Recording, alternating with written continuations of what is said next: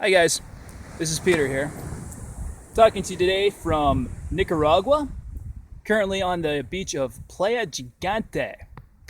I just finished doing a bit of meditation, and so I thought I would come to you and talk today about the time I spent at a Vipassana meditation course this past August. I did a 10-day Vipassana meditation course out in Youngstown, Alberta, which is sort of like the midway point between Calgary, Edmonton, and Regina, Saskatchewan. So we get people from all of those major cities there. So I went in for these 10 days, during which I was supposed to adhere to these noble principles. Some of these principles include no killing. So it was vegetarian meals, and pretty much insects and other pests got a pass during the entire 10 days. I remember joking around saying, like, okay, no killing any insects, but you realize there was like a massacre on my windshield just on the drive over here, right? Anyway, besides that, other principles included sexual abstinence, sexual purity, I suppose. So genders were segregated. The only place we were seeing women was in the meditation hall. We were to abstain from speaking lies. And the best way to ensure that is to just have you not speak at all. Because we all lie a lot without ever realizing it. That's just human nature. So the best way to not speak lies is to just stay quiet the entire 10 days. Which, for me, I didn't find it that hard, actually. I know a lot of people, when I told them that I was doing this, were like, oh, I could never go 10 days without speaking. But for me, I actually found it, pretty easy, kind of enjoyable, actually. Like, it's kind of like a burden. I don't feel like I have to speak now. I got a reason to just stay quiet, So, me with about 24 other guys, not speaking to each other. We're not even supposed to like communicate non-verbally. So we just kind of be hanging out with one another. Pretty much the only thing we did was just hold doors open, which was pretty good. The only people that we were going to speak to was our meditation instructor. His name was Van Schaefer. Really friendly guy. I really liked having him as our meditation instructor. Really great guy. He had a lot of really positive energy behind him. I know it's kind of cliche, but like this is kind of hard to describe on video. I guess it's more one of those things you'd have to see in person. But he had this sort of calm, pleasant demeanor to him, which when you were meditating and when he was sort of giving his instructions, and when those times that I met with him, I felt very comfortable, I felt like I could be very open with him, right? And the other person we could speak to was our I think we called him the manager, and he just pretty much handled our day-to-day needs. So, if I had a problem, if I needed something, he'd be the person to speak to about that. So, but other than that, no talking, no communication with anybody. Outside of that, we were to spend anywhere between 8 and 10 hours per day in silent meditation. 3 of those were group meditations in the meditation hall. The rest of the time, we usually had the choice between meditating in the hall or in our rooms. For me, I usually just went with whatever I felt like at the time. And we'd usually be sitting in meditation for at least 1 hour per session. So we'd always break it up. In between, you get time, you can get up, use the bathroom, walk around, stretch your legs, stretch out, everything, right? Which is pretty necessary, I'd say, right? As for the meditation techniques itself, there's a progression to the meditation techniques. During the first 3 days, we did what they called, Apanapi. something along those effects. But pretty much the technique is to let go of any verbalization or any visualization in our mind, and we were to concentrate only on the sensation of our nose as we were breathing. I mean, at first we would focus on the triangle area around the nose, and we did that for a while. And by the third day, we were supposed to just concentrate on the area right underneath our nose. Now, the purpose of this was to sort of hone our focus and concentration. Because the second part, the next 7 days, would be about the Vipassana technique, which I'll get into in a minute. But for the first 3 days, just this area. We're to focus our concentration and our focus there. If our mind began to drift, if it began to wander, if we started to verbalize, if we started to picture things, run little movies in our head, we were to come back onto the technique. During this time, I went through a lot while I was meditating. I remember hallucinating a couple times where I would be sitting there with my eyes closed, and I think this happened at least twice, probably maybe 3 times, where with my eyes closed, I'd feel somebody in the room stand up, get up, and just sort of walk past me. Despite the fact that I know that the person's still sitting down, my eyes are closed, I can't see a thing that's going on. You know, I just chalked it up to one of those things that your brain does when it's lacking stimulation, right? The other thing I noticed is that when you're going through this meditation course, I would compare it to fasting, only for the mind. When you quit eating, you'll usually be fine for the first few hours, and then you'll feel yourself start to get hungry, and then really hungry, and then maybe a bit weak. But then after a while, it kind of passes, and you go on, and as you start starving yourself, pretty much, your body will go through various stages. And the same's true when it comes to meditation. It's kind of like fasting for the mind. And so in that sense, at first, when your mind's not getting any new stimuli, it's not getting any new stimulation, it'll start eating away at some of your most recent memories first. So what I found was, like, for the first little while, my mind would be running loops of conversations I had, like certain topics of conversation I'd had with people in the last week or so, and some of the music, all right? Some of the music I was listening to was just playing constantly in my mind. I had this one song called Fire in the Booth, Part 1, by an artist called Akala. I had that running in my head for about 3 days. It's an awesome song, don't get me wrong, but having it play in your head for 3 days, it's a bit much. But that was all part of the experience. Later on, as you begin to meditate more, as I got more into the Vipassana meditation technique, it starts going deeper and deeper into your memories, starts pulling up, all these intense emotions and feelings. For me it was stuff from like childhood, stuff from elementary school.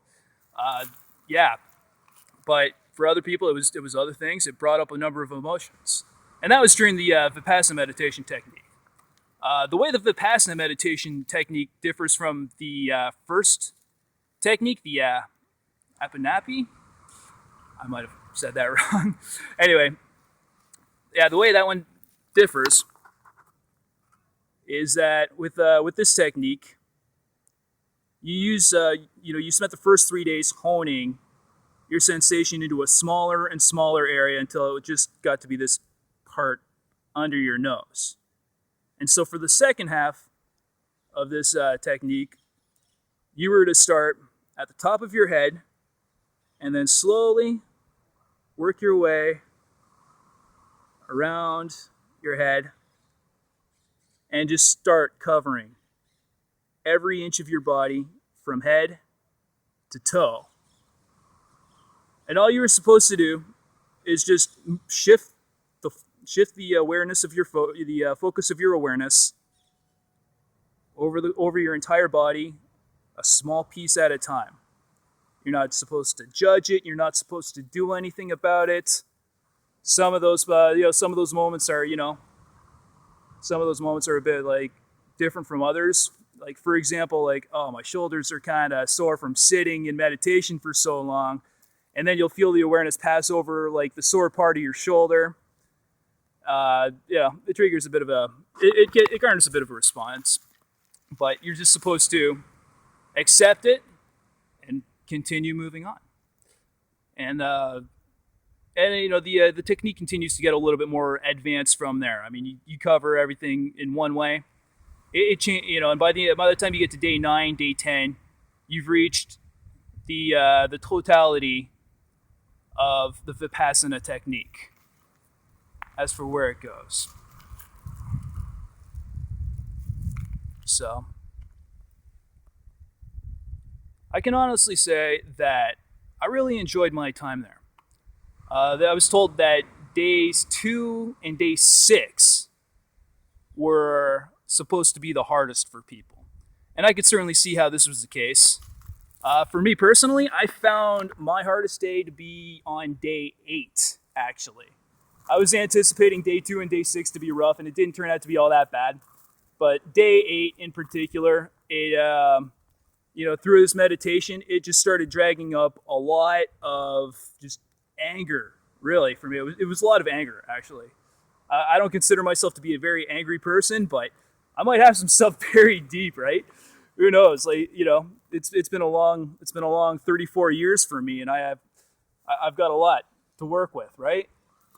So, that said, I remember reading an article prior to coming in. This article was written on highexistence.com by a gentleman by the name of Jordan, and he described his time in Vipassana as the time he spent in Buddhist prison. And I remember reading this article on the way in, and I had to agree with much of it, right? Certain things I remember that he said were, he really enjoyed the food, and I agree with that. The food there was really delicious. That was good. And, at the same time, I also remember thinking, gee, I kind of wish I didn't read this article, because it kind of shaped my expectation going in, and I might have preferred to just, go in kind of blind and see what it had to offer. But that's fine. I highly encourage you to check out the article on High Existence. Go there right now. Check it out. High Existence, my time spent in Buddhist prison.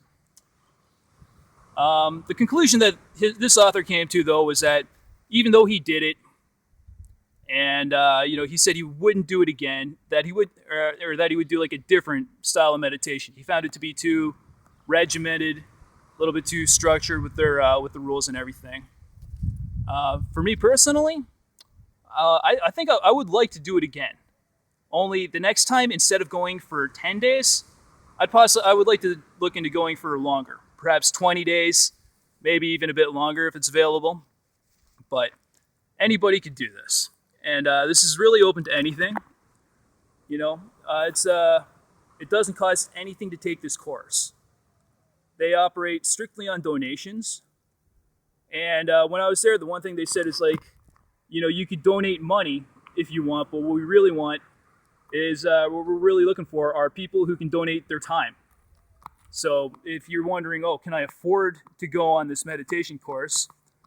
Think of this like a vacation, or at least this is how I saw it. I thought of it as a vacation, that at the end of it, you got to decide what you paid for it, and that money that you paid for your vacation is tax deductible. So it's definitely worth it for if you're thinking about doing it. The only real issue is time. It's hard for a lot of people to find 10 days. I know it would normally be hard for me to do it. This is why I waited till I'd left my job like a month or so ago, so I found it was the perfect time to go do this meditation course. Some people don't. A few people didn't stay for the full 10 days. All right, so if you do end up doing this course, it was very important to the people running it that you stick around for the entire time. We had, I think, 3 people leave early for whatever reason. I don't know. Personally, just sort of knowing it, I decided, I stuck it out. At no point was I ever thinking like, oh, geez, I hate this, I want to leave. In my mind, it was always just, you know what? It's 10 days, and at the end of it, forget, it's not that big a deal. It's only 10 days. All right. So if you do it, please go in with the full intention of staying the entire time, because a lot of effort has been put into making making your space available to you. All right. It's not just it goes beyond just yourself who's affected when you leave early. Okay. The other thing I'll talk about is while we were in this course, we were listening to recordings from a gentleman by the name of Goenka, S.N. Goenka. Gentleman, he's not Malaysian. He's from Burma. Yeah, he was a gentleman from Burma, and we were listening to recordings of him where he would explain the meditation technique. And, to end every meditation session, we would listen to chanting. He would sort of end the meditation with chanting. And every evening, which was my favorite part of the day, was to watch sort of like a 1-hour video presentation by Goenka. I know, right? It's like, the only screen time you get during this entire thing. So it's sort of like the highlight of your day when you can just sit back and watch a video of Goenka talking about. He'll talk about the meditation and the ideas behind it, and he'll tell some stories. And he's really good to listen to. He's really thoughtful, really insightful. He's a lot of what he says is actually pretty funny. We all were pretty cracked up several times throughout that. So definitely go check him out. S.N. Goenka, Goenka. You can find his videos on YouTube right now. So take a look at some of those. He's pretty good. And yeah. So that's I'll leave it at that for now. If you have any questions about the time I was in meditation, if you want me to talk about anything that I got from that, just go ahead, leave something in the comments. If you want to hear more from me, go ahead and hit subscribe. Oh, but before I leave, I'm going to try to think, before I leave, you're probably wondering what I got out of this. If I had to tell you what I got out of it, it would be along these lines. It's not so many, sort of like breakthrough moments. Nothing really like that. It's more of a deeper understanding of the way our mind works. Voila.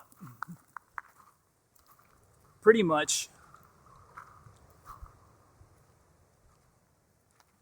we have certain cravings. When something happens to us, we could judge it as positive or negative. And when we judge it as negative, we're creating aversion to something. And when it's positive, we're creating attachment to it. And it's one thing for me to tell you this, and you can kind of understand it intellectually. But the way that this meditation has really helped is that you're able to see it more experientially. If that makes any sense. It's one thing to know this, but it's another to have the experience, right? Like I could tell you if you've never had sex before, I could tell you what sex is like, but wouldn't you rather have sex? right? Like, like I could tell you what it's like, or you could go experience it. That's sort of the difference. You'll gain a lot of insight and knowledge into yourself and how your mind works, how all of our minds work. This is the technique that the Buddha supposedly used to achieve enlightenment. And I'm happy that Goenka has done a lot of work in terms of setting up Vipassana centers. I see that these are popular. They're getting even more popular. They're being set up all over the world. They're continuing to grow. The reason I went to the one in Alberta is because the one in Ontario was just book solid. Like, I was living in Ontario before, and I'd been looking into getting in there for a while, and it was just it was just booked solid for quite some time. But the one in Alberta was fairly new. So, yeah, if you're watching this, I highly suggest taking a look to see where the closest Vipassana center is in your community. Take a look at their webpage, ask your questions, and once again, like I said before, I'm more than willing to answer all of your questions, and I'll make a follow-up video if there's enough of them. So go ahead, leave your questions in the comment box. If you want to hear more from me, hit subscribe. I'd like to thank you very much for listening to me, and wish you the best. Keep on being awesome.